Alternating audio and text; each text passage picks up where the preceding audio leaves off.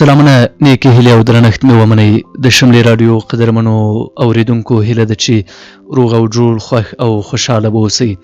د خیال نړۍ خپرونې ته مو زه محمد زبیر لالهاند هرکلی کومه. د نن ورځې په خپرونه کې درته د انسان او دیوتا د ناول دوهمه برخه وړاندې کوو. تمه ده تر پایه را سره پاتې شي او د انسان او دیوتا د ناول دوهمه برخه هم تر پای شیبو را سره واوري. په تیره برخه کې دې ځای ته رسېدلی وو. بوډا ماڼو چیغې کړې، کښتۍ ولاړه خبردار. سکدیو د نورو سرتیرو او ماڼوګانو په څیر هڅه کوله چې ځان وژغوري. ماڼوګانو هر یو ده ته ځانونه ورنږدې کول او غوښتل چې مرسته ورسره وکړي، خو په دې څپو کې تر ټولو ښه لامبوزن ته هم دا تر هر څه ډیره وه چې خپل ځان وباسي. د سکدیو میړانې او غیرت دا نه منله چې له چا نه مرسته وغواړي. ماڼوګانو د پورې غاړې په لور مخونه واړول، خو په سرتیورو کې چا په دوی پسې د ورتلو همت ونه کړ. د اوبو څپو پوځیان په وړکیو ډلو سره تیت کړل. د چا چې لامبو نه وه زده چیغې یې وهلې، لاس او پښې یې غورځول، خو بیا د اوبو په غیږه کې ورک شول. د سیند د توندو څپو ټول زور د سیند پر غاړه د کمرونو تر څنګ و. د اوبو د پرله پسې څپېړو له امله د ځینو کمرونو په ښکتنۍ برخه کې ژورې تشې جوړې شوې وې چې په هغوی کې ویرونکي څرخوبې جوړ شوي وو. سکدیو او د هغه څو ملګري په یوه ګرداب کې راګیر شول. سکدیو هغوی د مرګ په کومې کې پرېښودل، په خپله له ډیرو هڅو او لاس او پښو اچولو وروسته ترې راووت. په دې ځنډ کې د نور ملګري د اوبو څپو لرې ورسره وړي وو. لږ وروسته سکدیو په یو بل ګرداب کې راایسار شو، خو د اوبو زور هغه د څنډې په لور ورسره یوړ او د اوبو پر مخ د کمره یوه څوکه راوتلې وه. سکدیو هغه په دواړو لاسو راټینګه کړه، خو لا یې ساه نه واخیستې چې د اوبو یوې توندې څپې دغه لنډدمه ځای هم ترې واخیست او بیا هغه همغه ویرونکي ګرداب ته ورننوت. د ډیرو غوټو وهلو سره سکدیو یو ډول بېسیکه شو چې د ګرداب نه راووت او د سیند په غیږ کې په لامبو شو. سکدیو نور د لاس او پښو غورځولو نه لوېدلی و، بدن یې له یخنۍ نه کرخت شوی و او سر یې د خوږو له زوره په چاودېدو و. هغه څلور خواو ته نظر واچاوه، خو خپل کوم ملګری یې تر سترګو نه شو. هر لوري ته د اوبو یاغي څپو د مرګ سندره زمزمه کوله. د ډېرې مایوسۍ په حالت کې د ژوندي پاتې کېدو هیلې تر لږ ځنډه په نیم ژواندو رګونو کې یوه نوې تودوخه وزغلوله. د رنګونو او وږمو په نړۍ کې د څو نورو ساګانو اخیستو هیله یې د ټولنې د راتلونکي د برم او پرتم او د مذهبي پیشوا د خوښۍ لپاره د خپل ژوند د نذرانه کولو پر احساس زور وموند. د یوې شېبې لپاره یې د ژوندانه هغه ټولې رنګینې او زړه وړونکې نندارې سترګو ته ودرېدې چې د ځمکې له ذرو څخه د اسمان په غیږ کې تر ستوریو پورې خورې ورې وې. سکدیو اسمان ته مخ کړ او په دردمنه لهجه یې چیغې کړې، خدایه زه غواړم چې ژوندی پاتې شم، زه غواړم ژوند وکړم، تر اوسه پورې ځوان یم، ستا د استازیو دیوتاګانو راته اړتیا ده، خدایه. د سکدیو غږ د سیند په شور کې ورک شو. له سترګو څخه یې اوښکې راوخوټېدې او له دې اوښکو سره یې پاتې لږ او ډېر همت هم ترې ولاړ. بیا هم تر څو پورې چې په هوښ کې و ورو یې لاس او پښې وهل.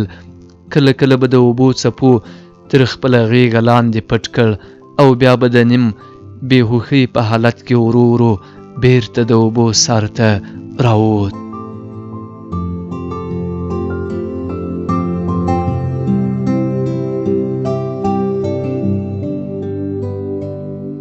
تر ډیره پورې د مرګ او ژوند سره له لاس او ګریوان کېدو وروسته د سکدیو پر سترګو تیاره راغله او په غوږو کې د سیند د څپو شور ورک شو.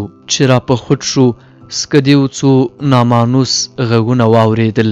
سترګې یې وغړولې چې څو ناپېژانده څېرې یې خپلې شاوخوا ته ولیدې.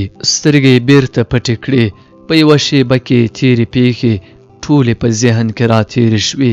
بیا یې په زړه کې وویل آیا زه ژوندی یم؟ سترګې یې په وارخطایۍ وغړولې. په وارخطایۍ یې هغو خلکو ته کتل چې د ده لیدو ته راټول شوي وو.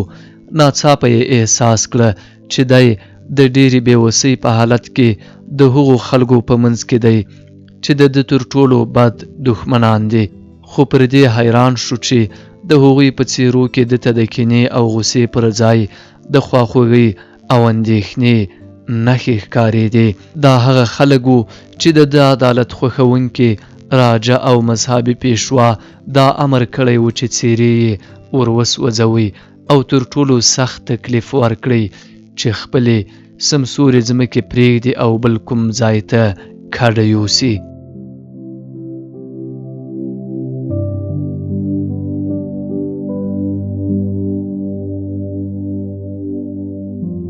دا هغه کسان وو چې له نږدې یې لیدل، خبرې یې ورسره کولې، د دوی غږونه یې اورېدل او د دوی پر بدن یې لاس لګېدل ډېره بده ګناه بلله چې د دوی په مذهب کې ټیټ ذاتې ګڼل شوی او پر هغوی ظلم کول د دوی ازلي حق وو. دا هر څه وو خو اوس سکدیو د دغو خلکو د رحم او مهربانۍ اړ وو. د دوی په یوه شړېدلې جونګړه کې په یوه زړه او رسته بستره پروت و او دا دی د دوی څېرې یې لیدلې، د دوی له خولو راوتلي غږونه یې اورېدل، د هغوی په لاسو او بدن لګېدلې شیان د ده پر بدن لګېدل. هره شیبه د ده د دین شتمنۍ لوټ کېدله. د دین له ویرې په زړه لړزه راغله. په بدن کې دومره زور نه و چې له هغه ځایه تښتېدلی وای. دی د یوه زړور سرتېري په څېر پر خپل ځان نه ویرېده، خو په دغسې بد ځای کې د داسې خلکو په لاس وژل کېدل د ده نه خوښېدل. ننداره کوونکو د ده په باب ډول ډول خبرې کولې. یو زلمی په منډه هغه څپرې ته ورننوت او ویې ویل لاره خوشې کړئ، سردار راغلی. خلک د جونګړې په کونجونو کې سره غونډ شول. یو بوډا سړي له کڼه په لاس څپرۍ ته ورننوت. له هغه سره یوه ځوانه او په ونه دنګه نجلۍ هم وه. بوډا سردار د سکدیو سر ته ورغی او په ځیر ځیر یې هغه ته وکتل. پر دې سربیره چې دی پوهېده چې ژوند یې د بوډا په لاس کې دی، سکدیو هغه ته وکتل او بیا یې په کرکه مخ ترې واړاوه. بوډا سردار وپوښتل ته څوک یې؟ سکدیو د سردار له پوښتنې سره هغه ته بیا وکتل خو څه یې ونه ویل. سردار بیا وویل ته د لوړ ذاتو پوځي ښکارې، دلته څه ډول راغلې؟ د سکدیو له چوپتیا سره یو سړي وویل باداره، دی په سیند کې د ډوبېدو په حال کې و، موږ په ډېر زحمت راویست، تا ډېر ښه کار کړی دی. دا یې وویل او سردار بیا سکدیو ته مخ ور واړاوه او ورته ویې ویل ته دلته ډاډه پرېوځه، ډېر ستومانه راته ښکارې. تر سهاره به دې وضعیت ښه شي چې د سیند اوبه ټیټې شي، موږ به دې بیا پورې غاړې ته واستوو. د سکدیو پر پریشانه څېره د یو ډول ډاډ نښې راښکاره شوې، خو د سردار له خولې د تسلي جملو د هغه زرګونو کیسو دروغوالی نه شو ثابتولی چې د دې خلکو د وحشت او ځناورتوب په اړه د لوړ ذاتې ټولنې په لوړو ماڼیو کې بیانېدلې او د سکدیو غوږونه یې له وړکوالي په اورېدو روږدي وو. د ده د زړه د غږ خپله له تسلي ډکه لهجه بدله کړه. ویل یې دغه خلک ناپاکه خلک د رحم له نامه سره هیڅ اشنا نه دي. دوی د دې لپاره چې تا په ډېر زحمت ووژني نو لومړی تسلي درکوي او هیله در سره پیدا کوي، ستا په زړه کې د ژوندي پاتې کېدو هیله را پیدا کوي. تا پر اور له غورځولو نه وړاندې په یو خیالي جنت راګرځوي. د ډېرې بېوسۍ په حالت کې یو ځل پر خپل شاوخوا راټول خلک تر نظر تیر کړل. بیا یې سردار ته وکتل او وروسته یې سترګې د سردار په څنګ کې په ولاړه نجلۍ نښتې پاتې شوې. سکدیو یو ناڅاپه دا احساس کړه چې د دغو ناپاکو بېوزلو او غریبو خلکو په منځ کې یو داسې څوک هم شته چې د لوړ ذاتې ښاپیریانو سره ورته والی لري. د هغې جامې له نورو ښځو څخه پاکې وي. د هغې پر مخ د صبح کاذب او سپین سهار د تیارو او رڼا له ګډون څخه راپیدا زړه وړونکې ځلا وه. په خط او خال کې یې بې حده سادګي، معصومیت او زړه راښکون و. په غټو غټو سترګو کې د ستوریو ځلا او د شپې توروالی و. خو تر شوخي متانت پکې ډېر و. مضبوط او ښکلی بدن یې د ښځینه لطافت پر ځای د روب او وقار هنداره وه. لنډه دا چې هغه د انساني ښکلا یوه داسې ساده او زړه وړونکې ټولګه وه چې په لومړي نظر یې پام ورواړاوه او په دوهم نظر زړه وړونکې ښکارېده.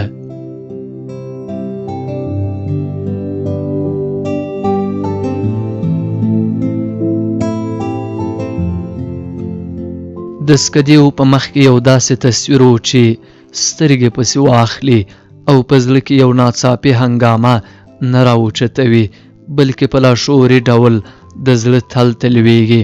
په آرام او خواږه سور او تال یې داسې نغمه چېړله چې څپې د وخت له مزله سره ورو ورو جګیږي او بالاخره د زړه او مغزو پر ټولو وساعتونو منګولې خښې کړي.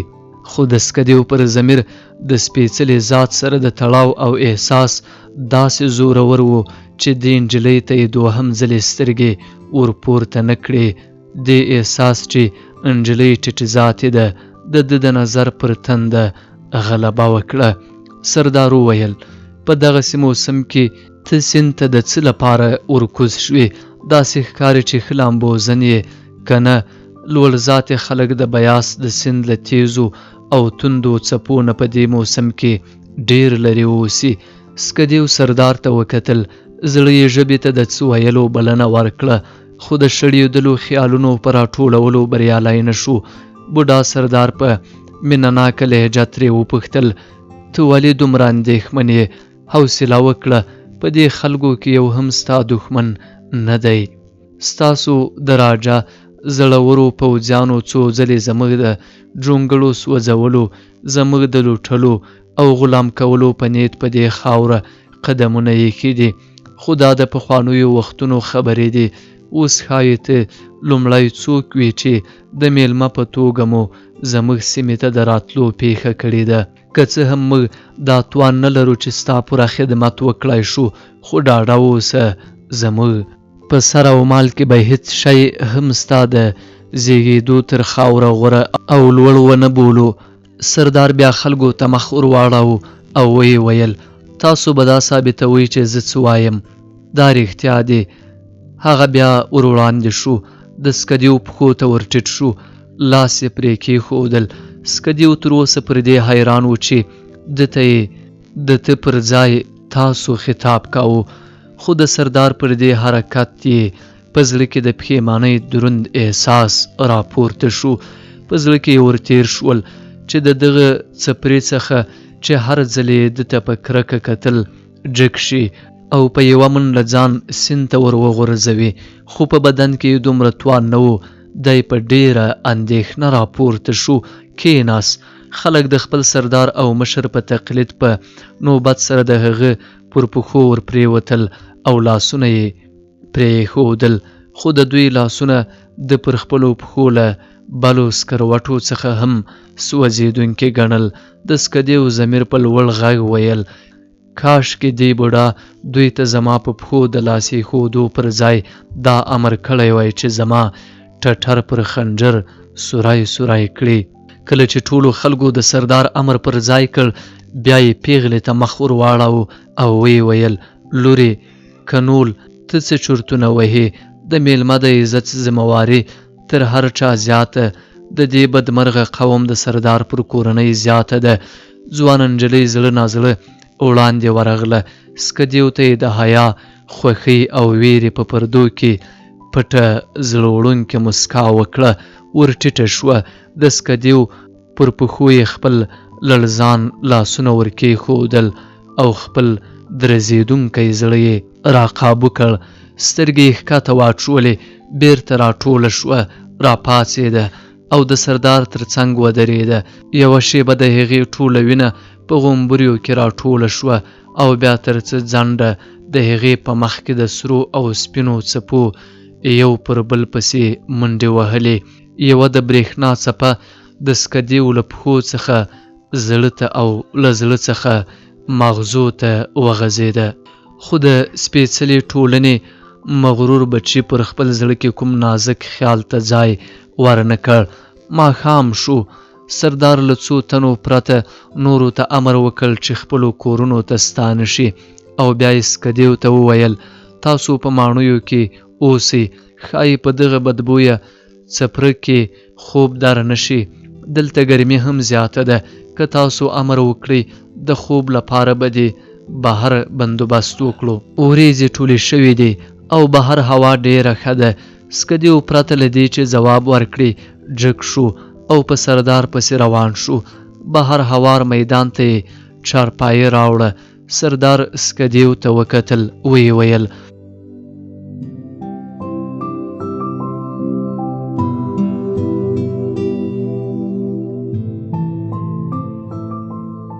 تاسو بېغمه آرام وکړئ.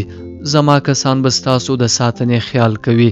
سکدیو زړه نازړه پر چپرکټ کېناست. سردار څو کسانو ته د شپې لخوا د پیرې امر وکړ. 18 تنه د سکدیو شاوخوا ته په لانده چمن کېناستل. د ده اندېښمن ضمیر په لوړ غږ چغې وهلې دا ډېر ظلم دی. زه ټوله شپه د دومره کسانو د نه آرامه کولو حق نه لرم.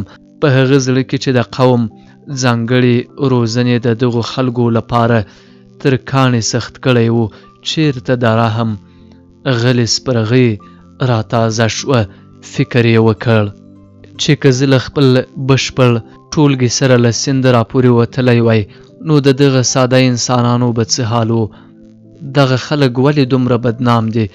زموږ د هېواد دستور او ټولنې دوی ته د انسانانو درجه ولې نه ده ورکړې؟ دوی له ما سره ولې دومره شریفانه چلند کوي؟